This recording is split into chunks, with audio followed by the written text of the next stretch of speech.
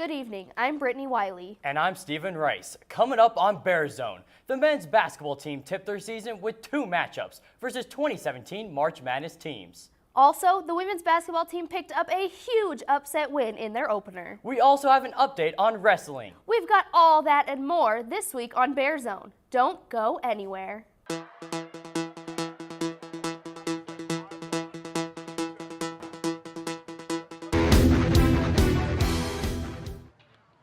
After rocking out an exhibition win, the UNC men's basketball team headed to Boulder to take on Colorado.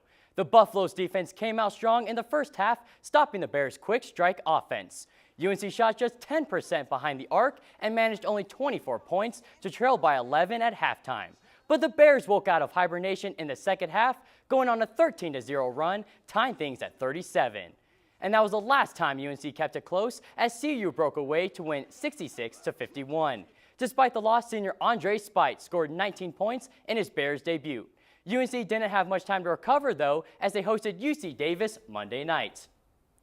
Bank of Colorado Arena at Butler Hancock was popping for the men's basketball opener Monday night. The Bears faithful tried to make things uncomfortable for the visiting UC Davis Aggies, and boy did they early. The Aggies could only watch as senior Andre Spite knocked down 15 points in the first half, giving the Bears a 3-point lead heading into the locker room. But UC Davis found their stride in the second half, knocking down a couple of threes from Joe Mooney and Siler Schneider. The Bears couldn't stop the high-powered Aggies offense, falling 74-59. Once again, Spite led the Bears with 20 points, while Aggies forward Chima Monecki tallied a game-high 28 points. The loss dropped the Bears to 0-2 on the young season. But not to worry, you can check out the squad at home next Tuesday when they face Northern New Mexico College. Beating any team on the road? Sweet. Beating a nationally ranked team on the road? Even sweeter. The UNC women's basketball team tasted some sweetness on a trip to the Windy City. Friday night, the Bears visited the nationally ranked DePaul Blue Demons. The Bears clawed back and forth in the first 2 quarters, trailing only by 2 at halftime. But in the third quarter, the Bears' offense opened the floodgates. They outscored DePaul by 14, give them a 12-point lead heading to the fourth quarter. UNC's defense held off the Blue Demons, upsetting them 94-88. UNC senior Savannah Scott tallied a game-high 35 points in the win. The Bears' victory was their first win over a top 25 team since turning to Division I in 2006. But they didn't have much time to celebrate as they traveled back to Colorado Sunday. Now to that game on Sunday, where the Bears traveled an hour to face the Denver Pioneers. Once again, the Bears started slow, trailing by 5 at halftime, but they picked it back up in the third quarter, outscoring DU by 8. The 3-point lead heading into the fourth extended to 8 as the Bears won 71-63. The Savannahs, Scott and Smith, combined for 45 points, 8 rebounds, and 7 steals in the win. UNC is now 2-0 on the young season, but look to extend that Wednesday night when SEC powerhouse LSU visited Greeley. You know what sounds pretty perfect? How about a home opening win over an SEC powerhouse team? That is exactly what the women's basketball team did Wednesday night against the LSU Tigers. In the first quarter, the Bears started fast, taking a 7-2 lead thanks to Courtney Smith. That was all the Bears needed as they never looked back. Despite the furious comeback attempts by the Tigers, the Bears kept going to Smith. Smith's athletic feet and strong shooting gave LSU fits as she scored 26 points on 13 field goals. Thanks to Smith and company, UNC held on to defeat LSU 58-50. The Bears are undefeated on the young season with 3 huge resume wins. You can check them out as they look for their 4th straight win when San Francisco comes to Greeley Sunday. Game time is set at 2 p.m. It's been a good week for Nuggets fans. Denver got wins in 2 of its 3 games, including an upset against the heavy-hitting Oklahoma City Thunder in their first nationally televised game of the season. Nikola Jokic is coming off an explosive week, putting up a career-high 41 points against the Nets on Tuesday. That effort earned Jokic the NBA's Western Conference Player of the Week honor. Speaking of career highs, Jamal Murray put up 32 points against the Orlando Magic, setting his career best. But the hot week ended when the Nuggets faced the Trailblazers' strong defense and lost 99-82. The Nuggets have a chance to restart their good fortune as they take on the underperforming Pelicans, Lakers, and Kings this week. After the break, Abigail gives us the weather for the Broncos game this weekend. We'll be right back. All right, give me a spot. You know my motto, safety first. They could be dangerous. I think we should call animal control. Animal control. To be safe. Don't worry. Just... I got this. It's a new motto. You don't have to be perfect to be a perfect parent. There are thousands of teens in foster care who don't need perfection. They need you. Here's your check.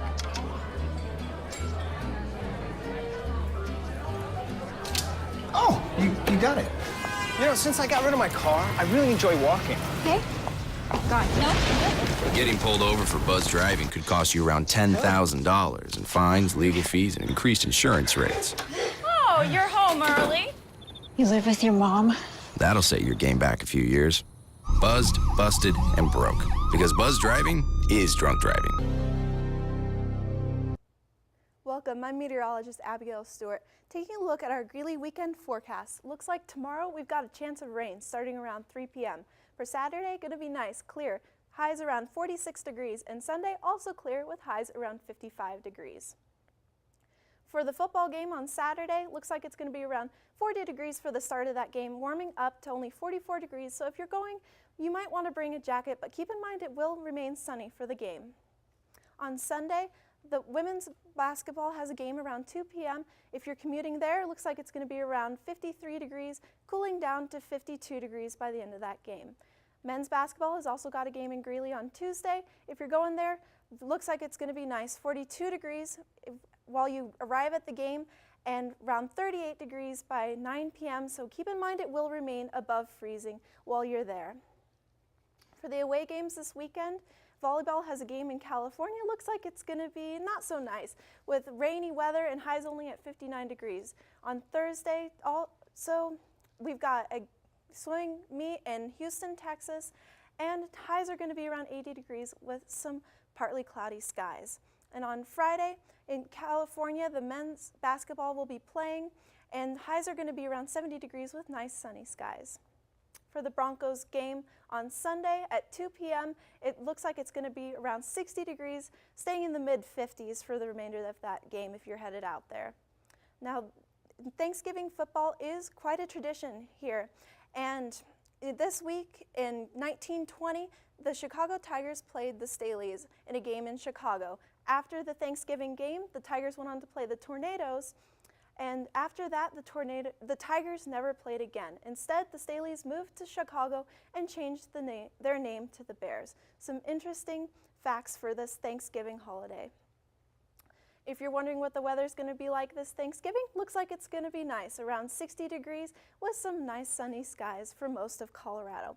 Have a nice and safe Thanksgiving break. Hey, I'm Anderson Cooper. As a parent, you want to make sure that your child knows how to deal with bullying when they see it happening. And chances are they want to help, but they don't really know how. Teach them that the best thing to do is calmly walk away, find a teacher or other adult, and speak up. And do your part. Be that adult they can talk to and trust will listen. Join me to help stop bullying. Go to stopbullying.gov to find out more. You sure you don't want some? It's chamomile. Listen, you are extremely terrifying. Just the scariest undead subhuman thing on TV, and I really mean that. But I am worried that you could give my kids nightmares if they see you, so I'm gonna have to block you. So that's it. Oh, and tell the zombies they're blocked too.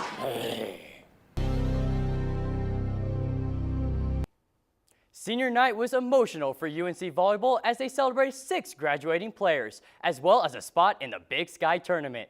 The Bears started off well as they forged an early lead with kills from Alex Clone. Both teams had their offenses going, and UNC had an opportunity at set point with a 24-23 lead. Instead, Southern Utah took the lead on the next point and held on for a 27-25 set win. Heading to the second, the Thunderbirds built a 17-10 advantage, but the Bears responded with an impressive comeback, winning the set 25-23. With the match tied at 1, UNC and Southern Utah managed to stay close. But the Bears separated with kills from Clone, Taylor Muff, and Jaden McCartney to hold a 15-11 lead. Clone and Courtney Lockie stepped up for UNC, combining 5 kills to secure a 25-21 third set win. Southern Utah built a strong lead in the 4th and final set, but UNC secured the victory 25-19 and defeated the Thunderbirds 3-1. What's up next for the Bears? Well, they travel to face North Dakota for the final regular season match on Saturday at 10 a.m. So, could UNC stay up with the Fighting Hawks? Unfortunately, no. The Bears couldn't overcome problems at the service line and lost 3-1. From the start, North Dakota and UNC tried to separate from each other, but the Fighting Hawks got the lead 18-13 in the first set. The Fighting Hawks responded, giving the Bears a large enough lead to earn the set victory 25-19. North Dakota stretched the lead out 16-10 in the second before UNC used a timeout to try to stop their momentum. An Alex Clone score, trimming the lead 22-17, but the Fighting Hawks continued to score efficiently against them. Heading well into the third, North Dakota kept their offense productive and were up 20-19. The Bears stayed poised, tying the score at 23, and would take the set win on a kill from Emily O'Neill. Coming into the fourth, the lead for the Fighting Hawks would grow as much as 3 at 16-19. North Dakota didn't let the Bears get any closer and won the set 25-19. UNC is in Sacramento for the Big Sky tournament and has to wait until the standings are final to find out who they play in the first round. Wrestlers from all over the Mountain West headed to Greeley Saturday as UNC Wrestling hosted the Northern Colorado Open. The Bears had a great turnout at Bank of Colorado Arena, including teams from Arizona State, Air Force, Wyoming, and Colorado Mesa. UNC had 3 champions, with 2 wrestlers advancing to the finals and 4 advancing to the consolation finals. Sophomore Jimmy Fate won the 149-pound weight class for his first career championship at UNC. Junior Dylan Gable won the 184-pound weight class for the second straight year, and sophomore Jacob Seeley won the championship in the 197-pound weight class. You remember he finished as the runner-up at last year's Northern Colorado Open.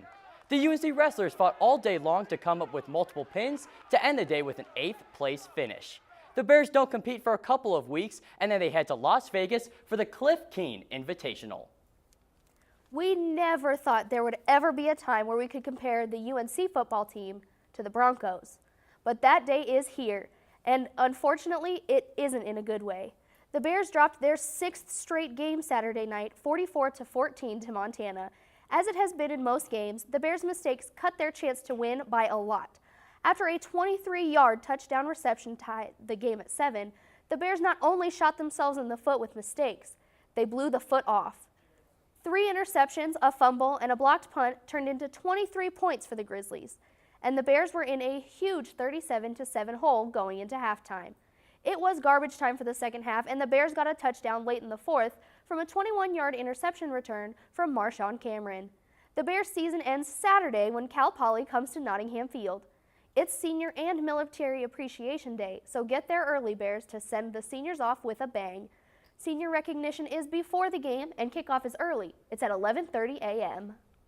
After losing for the 4th straight week, the Denver Broncos needed some magic when Tom Brady and the New England Patriots came to town. Unfortunately, the Broncos couldn't put a spell on Tom Brady. The New England offense sparkled all night, scoring 41 points. Brady threw for 266 yards and tossed 3 touchdowns, while his counterpart Brock Osweiler couldn't pull a rabbit out of his hat. Osweiler aired 1 touchdown and barely reached 200 yards. With a 41-16 loss, the Broncos dropped to 3-6 on the year. They host the Cincinnati Bengals Sunday afternoon in a must-win game.